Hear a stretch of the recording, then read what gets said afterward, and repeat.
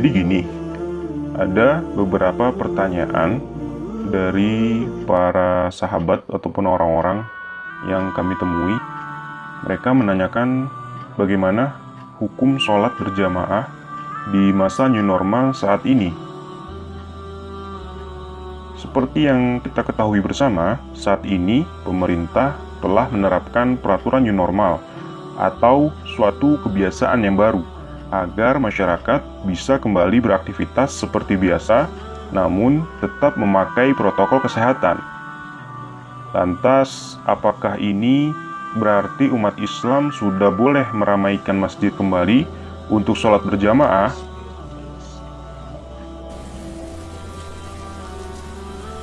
Seperti yang kita ketahui bersama, hukum sholat berjamaah di masjid adalah wajib, menurut pendapat terkuat. Dalil-dalilnya banyak sekali, salah satunya sebagai berikut. Dari Abu Hurairah radhiyallahu anhu, bahwa Rasulullah Shallallahu alaihi wasallam bersabda, "Demi jiwaku yang ada pada tangannya, aku telah bermaksud memerintahkan untuk mengambilkan kayu bakar, lalu dikumpulkan. Kemudian aku memerintahkan azan sholat untuk dikumandangkan. Lalu aku memerintahkan seseorang untuk mengimami orang-orang berjamaah. Kemudian aku mendatangi orang-orang yang tidak sholat berjamaah. Lalu aku membakar rumah mereka." Hadis riwayat Bukhari. Nah, karena ada COVID-19 ini, sudah 3 bulan lamanya sebagian umat muslim di Indonesia, bahkan di dunia, melakukan sholat berjamaah di rumah saja. Tujuannya adalah agar memutus mata rantai virus corona dan menekan laju pertumbuhan virus tersebut. Seperti yang diperintahkan oleh pemerintah untuk beribadah di rumah saja. Bahkan, sholat Idul Fitri pun yang sejatinya dilaksanakan secara berjamaah di tanah lapang harus dikerjakan masing-masing keluarga dari rumah saja. Dan sekarang new normal dicanangkan. Apakah itu menjadi tanda bahwa kita sudah mendapatkan lampu hijau untuk kembali ke masjid? Lantas, bagaimana dengan orang yang masih ada rasa khawatir atau rasa takut untuk mendatangi masjid?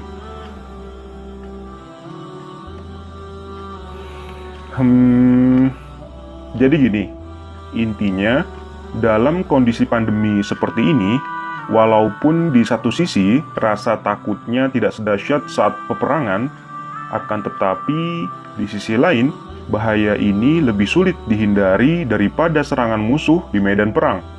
Karena musuh di medan perang dapat dilihat dan dihindari, sedangkan virus corona tidak dapat dilihat. Fakta bahwa penderita COVID-19 yang tidak menampakkan gejala atau orang tanpa gejala jumlahnya sekitar 80%, dan sifat virus sangat-sangat mudah menular.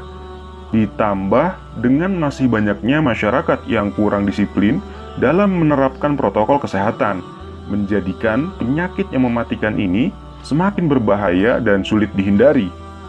Kemudian, musuh di medan perang hanya membahayakan mereka yang berada di medan perang saja, sedangkan virus corona ini dapat menyerang siapa saja, termasuk yang berada di rumah.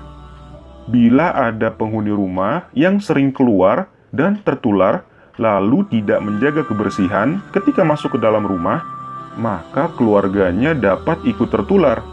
Ini juga menjadi fakta yang tidak dapat kita abaikan. Bahkan, sudah banyak tenaga medis yang menulari keluarganya tanpa disengaja. Apalagi di daerah yang fasilitas kesehatannya dan tenaga medisnya sangat terbatas, atau bahkan sudah kewalahan dalam menghadapi banyaknya korban COVID-19. Maka, penerapan new normal di daerah tersebut justru semakin meningkatkan resiko tertular. Lain halnya dengan daerah yang sudah melewati puncak pandemi dan fasilitas serta tenaga medisnya lebih memadai, sehingga bahayanya lebih kecil. Tentunya, semua fakta tersebut menjadikan bahaya COVID-19 tidak boleh kita pandang sebelah mata, lalu mewajibkan muslimin untuk kembali meramaikan masjid dengan alasan bahwa sholat berjamaah hukumnya wajib. Padahal, Menurut para ahli, kondisi new normal ini justru sangat berpotensi menimbulkan gelombang kedua yang diprediksi akan memakan lebih banyak korban jiwa.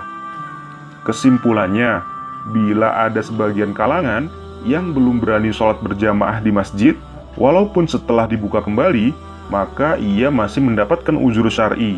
Dalam kondisi ini, berlaku kaidah mencegah kerusakan lebih diprioritaskan dibanding mendatangkan kemaslahatan baru. Ini menurut fatwa Dewan Perhimpunan Al-Irsyad. Sekali lagi, new normal bukan berarti kasus corona ini sudah landai, menurun, atau bahkan menganggap virus ini sudah tidak ada. Kita harus ikhtiar melaksanakan protokol kesehatan seperti memakai masker, rajin cuci tangan, dan menerapkan hidup sehat sehari-hari. Diikuti dengan selalu berdoa kepada Allah Subhanahu wa Ta'ala agar wabah ini segera diangkat. Wallahu a'lam.